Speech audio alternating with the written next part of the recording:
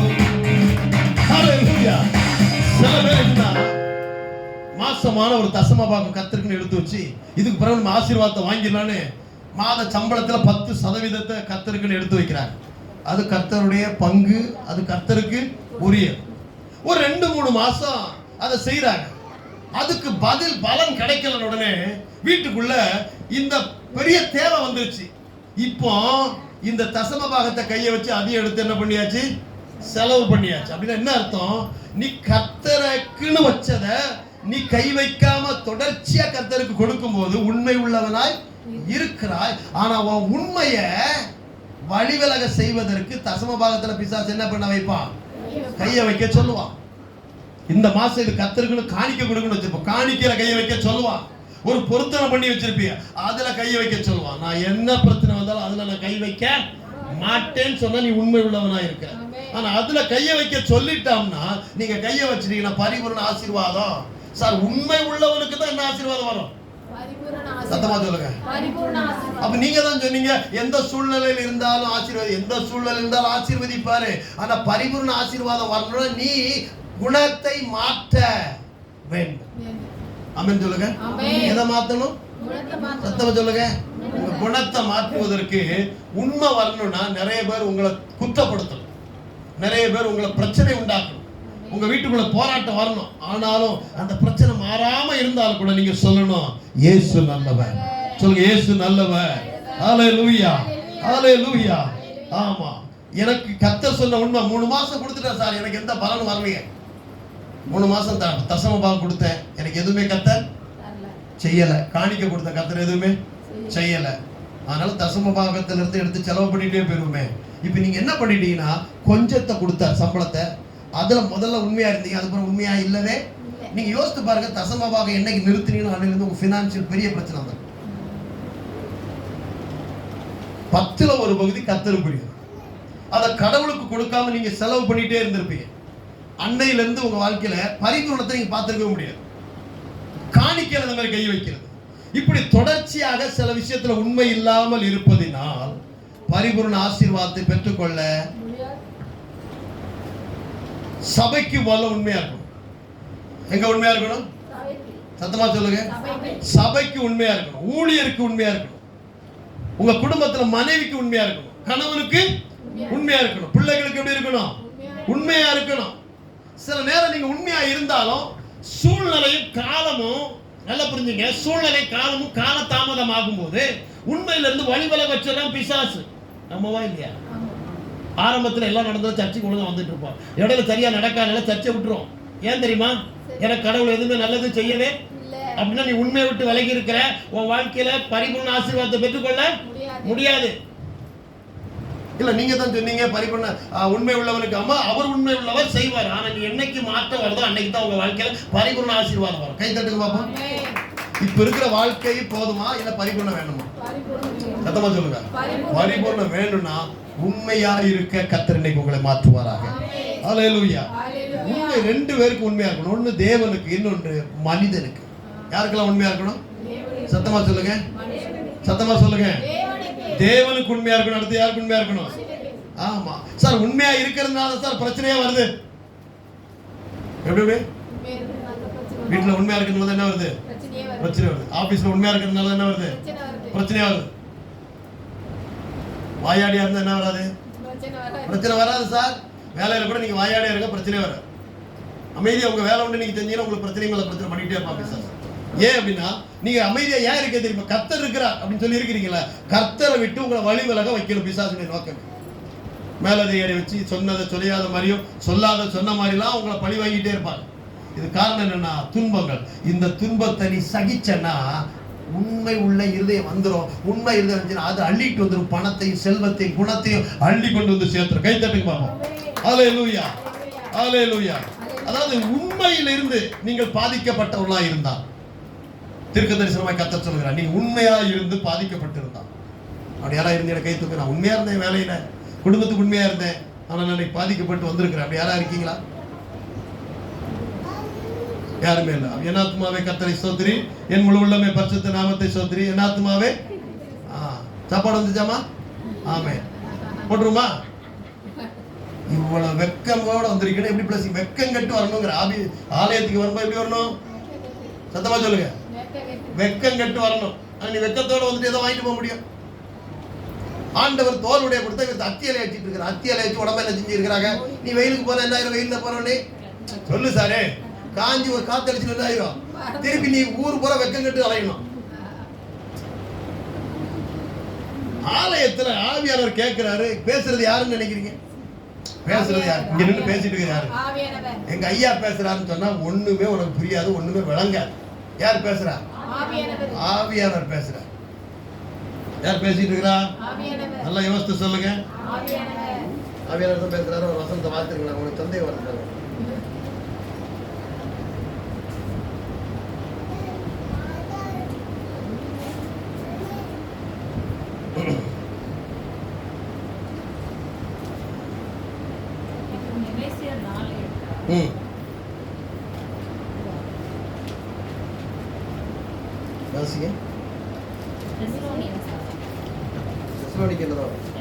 பேசுகிறவர் நீர் இல்ல தேவனே. 1 தெசலோனிக்கர் 2:13 எடுத்து வாசிங்க பாப்போம்.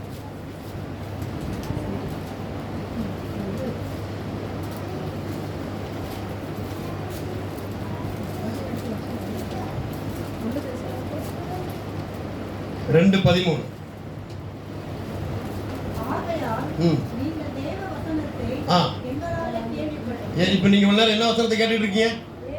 சத்தமா சொல்லுங்க.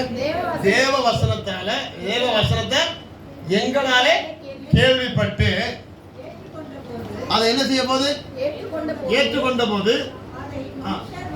அதை மனுஷ வசனமாய் ஏற்றுக்கொள்ளாமல் என்ன வசனமாய் ஏற்றுக்கொண்டதுனால? தேவ வசனமாய் ஏற்றுக்கொண்டதுனாலே ஆமென்.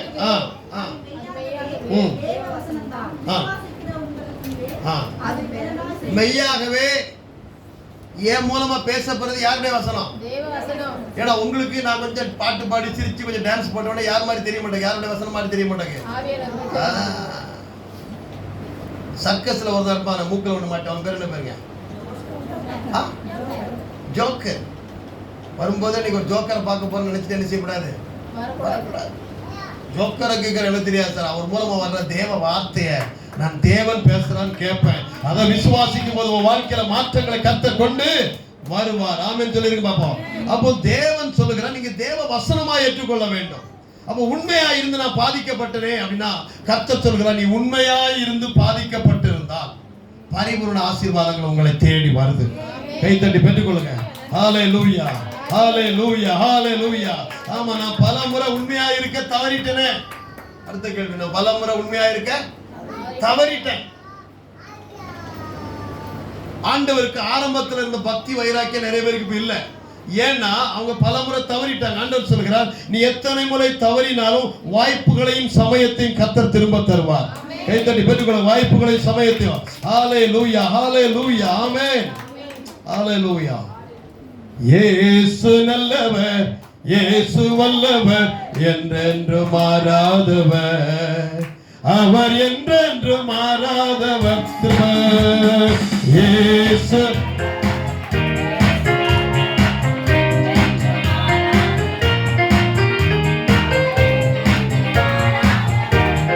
குருடரின் கண்களை திறந்தவர், அவர் செவிடரின்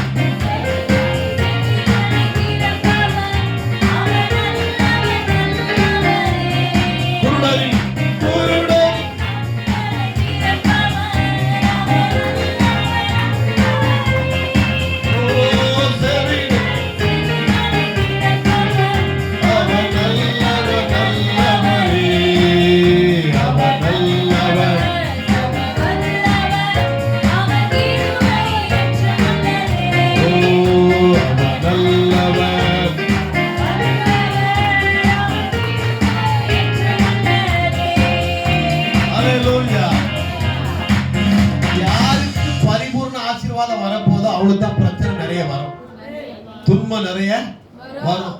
அப்போ யானை வரும் பின்னே மணி ஓசை வரும் அப்படின்னு என்ன அர்த்தம்?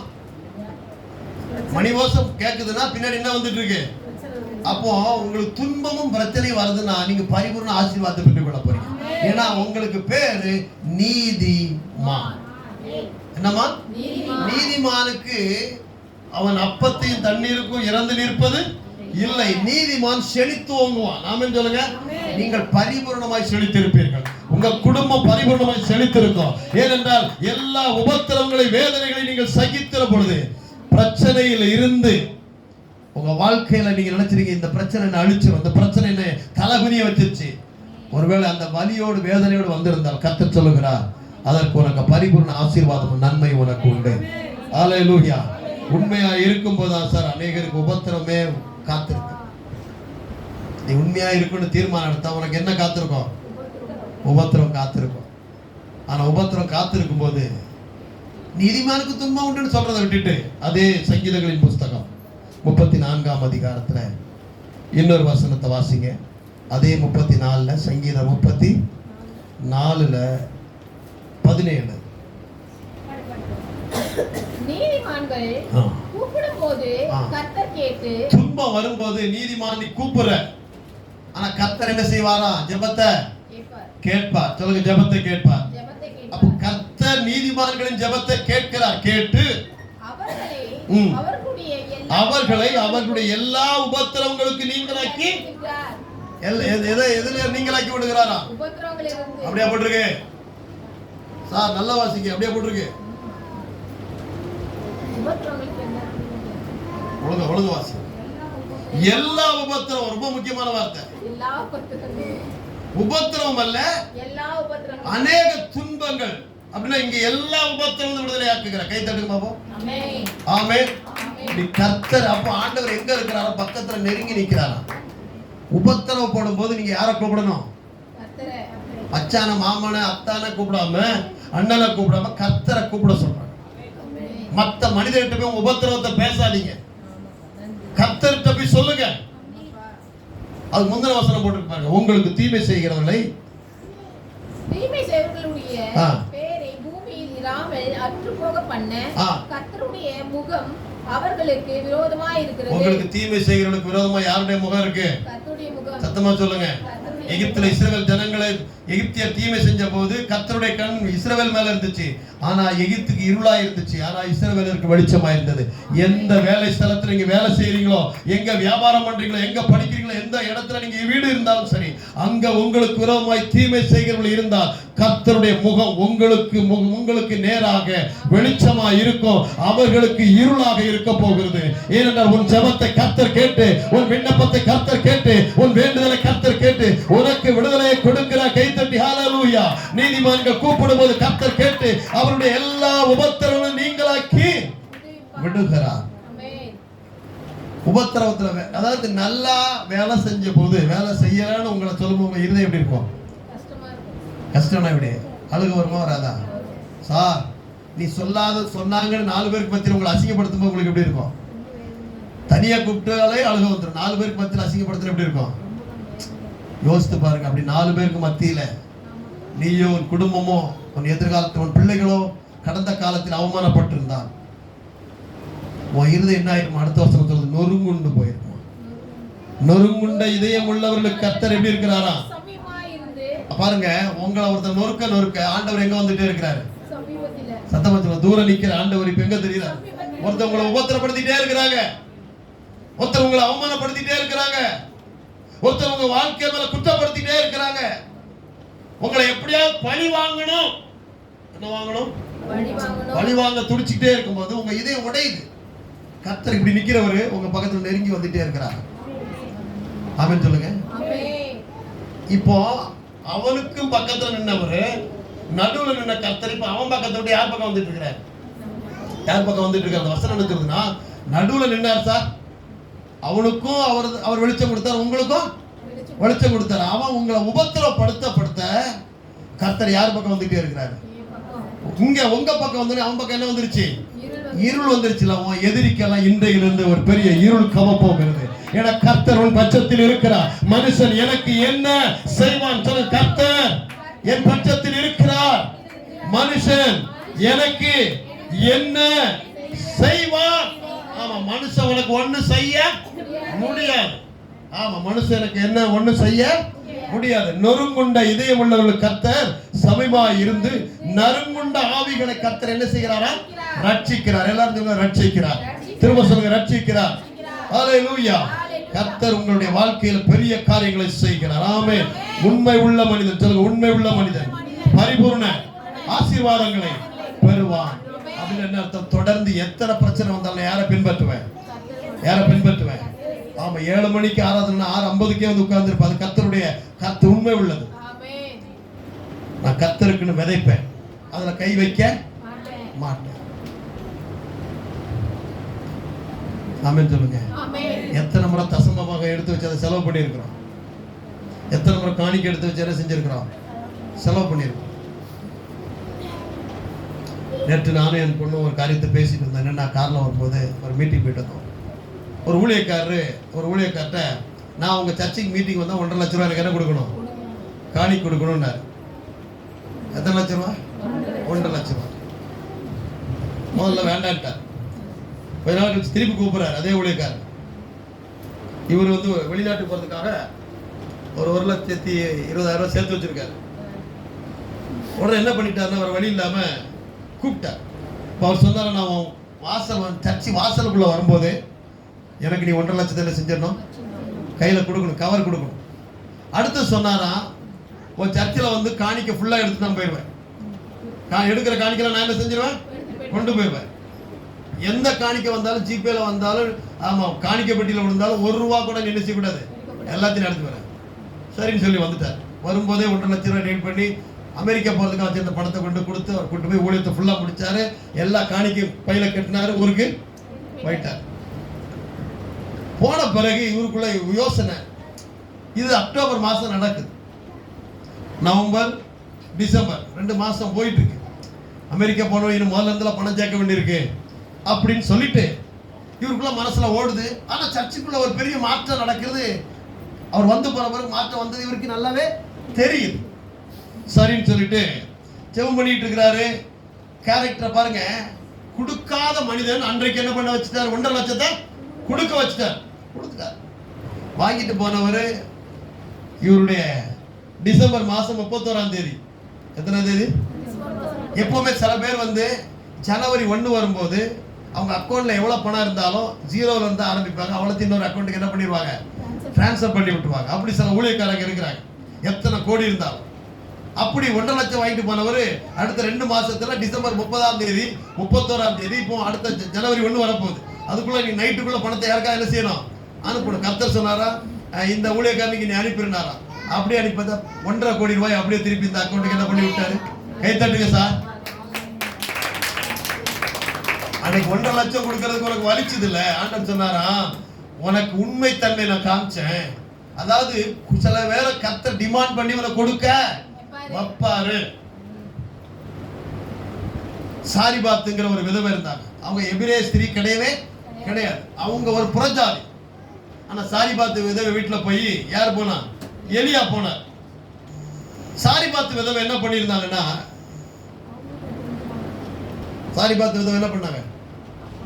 இங்க கவனிக்கணும். சரி,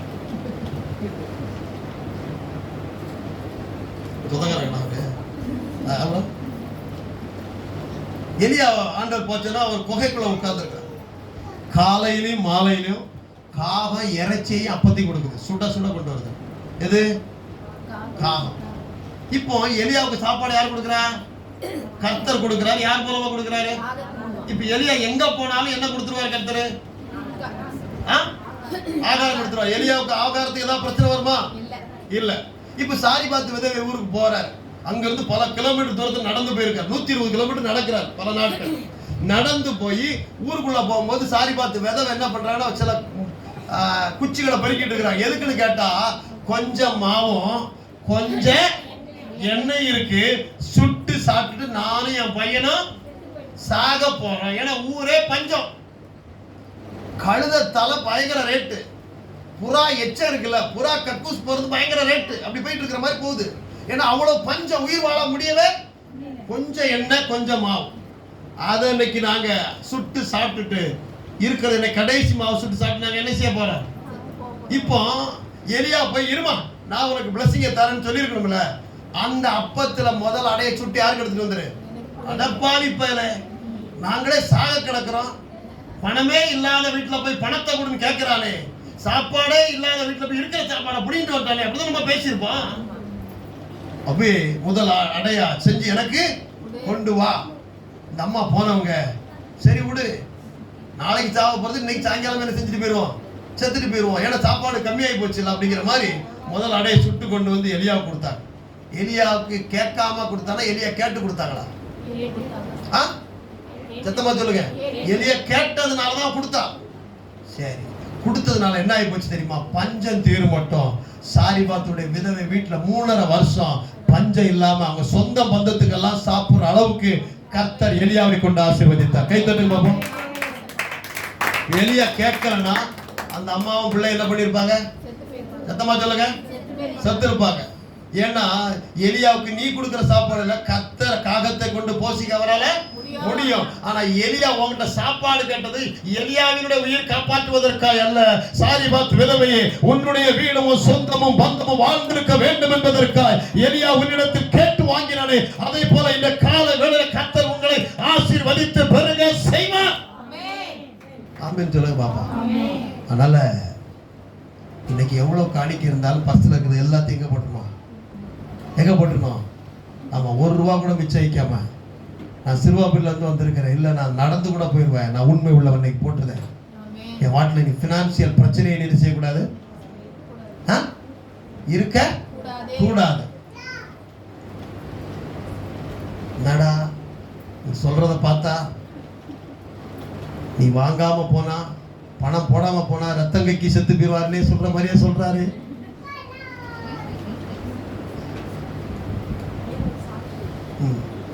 இது முடிச்சிட்டோம். சரி முடிச்சிட்டோம். ஓகே. அப்போ சில நேரத்துல கர்த்தர் உங்கள்கிட்ட கேட்டு வாங்குவார் ஊழியனை வச்சு. ஐயோ அவங்களே கஷ்டப்படுறாங்களே, கர்த்தர் சொன்னாரு ஏழைகிட்ட நீ கேட்கிற அப்படின்னு சொல்லல, ஏழைய கோடீஸ்வரியா மாத்துறதுக்கு கேட்க வைப்பார். ஏன்னா அவங்க கொடுக்க தெரியல, கேட்டு வாங்கி அவங்கள பிளஸ் பண்றாரு. ஆமென் சொல்லுங்க பாப்போம். அதனால பணம் வாங்குற எல்லா ஊழியக்காரனும் கெட்டவன் இல்ல, வாங்குற எல்லாரும் நல்லவனும் இல்ல. அப்ப யாரு நல்லவர்கள் யார் கெட்டவர்கள் என்பதை நீ அறிந்திருக்க வேண்டும். நீ அறியாம எங்கெங்கயோ சுத்திட்டு இன்னும் உன் வாழ்க்கையில நிதர்சனமா உன்னால ஒரு இடத்துல நிற்க முடியலன்னா உன் வாழ்க்கை உண்மை இல்லை என்று அர்த்தம். உன் சபைக்கு உன் ஊழியனுக்கும் நீ உண்மை உள்ளவனாய் இரு.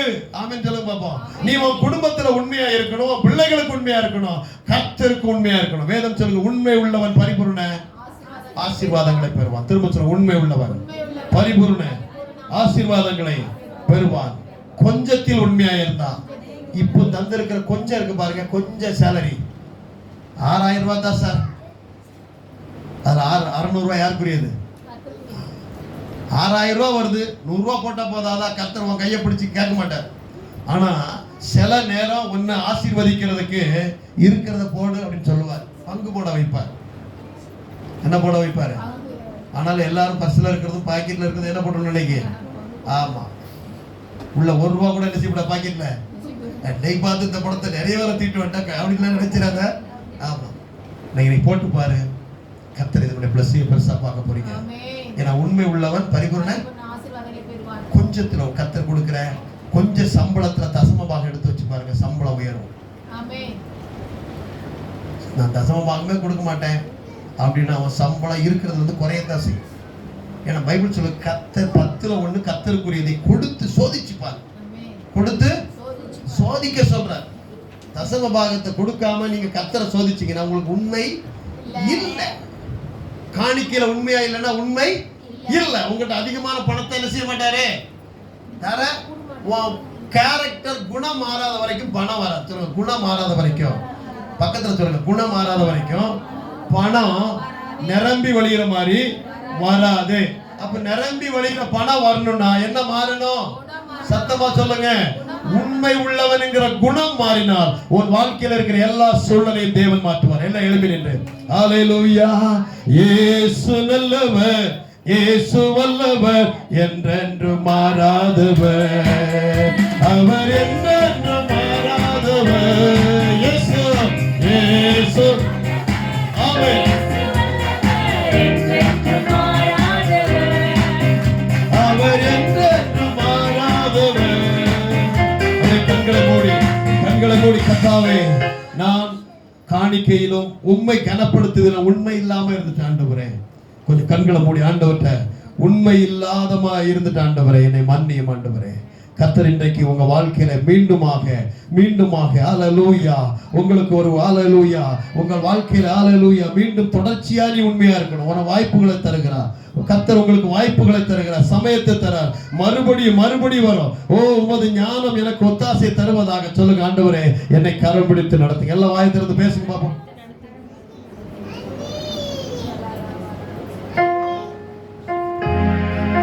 தகப்பனே, உங்களுடைய ஆலயத்துக்கு நான் வருவதுல உண்மை இல்லாம இருந்துட்டேன். 10 மணிக்கு ஆராதனை, 10 மணிக்கு ஆராதனை, நான் எத்தனை மணிக்கு வர்றேன் ஆண்டவரே, அதுல உண்மை இல்லை. நான் கொடுக்கிற பணத்துல தசம பாகத்துல நான் உண்மை இல்லை, என் காணிக்கையில உண்மை இல்லை, என் பொருத்தனையில உண்மை இல்லை, என் கணவன்கிட்ட நான் உண்மையா இல்லை, என் மனைவிட்ட நான் உண்மையா இல்லை, என் பிள்ளைகிட்ட உண்மையா இல்லை, என் வேலை ஸ்தலத்துல உண்மையா இல்லை, என் வியாபார ஸ்தலத்துல உண்மையா இல்லை. கர்த்தர் இன்றைக்கு சொல்லுகிறார், என் அன்பு மகனே, உனக்கு வருகிற அநேக துன்பங்கள் உன்னை சகிப்புத்தன்மை கொண்டு வந்து உனக்குள்ளே உண்மையை பெருக செய்யும். ஹல்லேலூயா. கர்த்தர் உனக்கு உண்மையை பெருக செய்வார். ஊரி பகர மனசந்தரா. எல்லாம் காணிக்கை கையில் எடுத்து வச்சுங்க. உங்கள் தசம பாகங்களை நான் மாசம் செலுத்துவாண்டவரே. என் காணிக்கை கர்த்தருக்குரியது. பெஸ்ட கொடுப்பாண்டவரே. எனக்கு வருகிற 5000 இருக்கட்டும், 1000 இருக்கட்டும், அதுல கர்த்தருக்குரிய பங்கை நான் சரியா செலுத்துவதற்கு எனக்கு உண்மை உள்ள இருதயத்தை தாரும் ஆண்டவரே. எனக்கு உண்மை உள்ள இருதயத்தை எனக்கு தாரும். பரலோக பிதாவே, கைகளில் விதைகளை எடுத்து வைத்துக் கொண்டு விதைக்கும்படி இருக்கிற நம்முடைய பிள்ளைகளுக்காக நன்றி செலுத்துகிறோம் அப்பா. கர்த்தர் தாமே இந்த பிள்ளைகள் விதைக்கிற விதைகளை நீர் ஆசீர்வதியும். அவைக்கு குலுக்கி மடியில் சரிந்து விடும்படி அளக்கப்படும். கொஞ்சத்தில் உண்மையா இருக்கிறவர்களை அநேகத்திற்கு ஆசீர்வாதமாய் மாற்றுகிறவர். தொடர்ந்து உடைய பிள்ளைகள் மேல நன்மையும் கிருபையும் தொடரட்டும். இயேசுவின் நாமத்தில் ஜெபிக்கிறோம் நல்ல பிதாவே, ஆமென். குருடரின் கண்களை அவர் நல்லவர். ஓ, செவிடரின்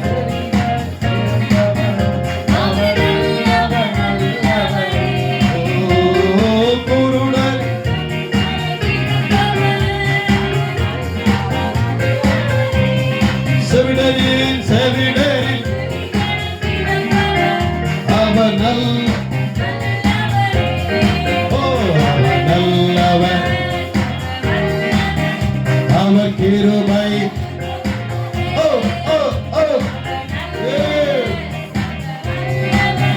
அவர் கிருபை என்று உள்ளதே.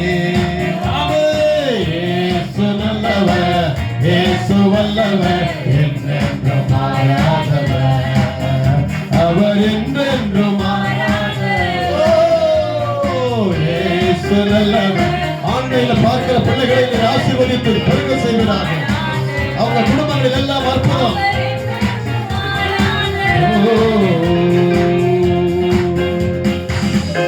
பரலோகத்தின் பிதாவே, ஆசீர்வதிக்கப்பட்ட நல்ல காலவேளை ஆராதனைக்காக நன்றி செலுத்துகிறோம்.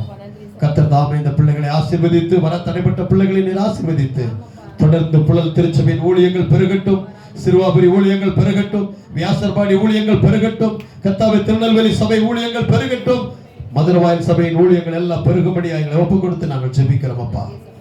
உமக்கே கன மகிமை துதி ஸ்தோத்திரங்களை ஏறெடுக்கிறோம் அப்பா.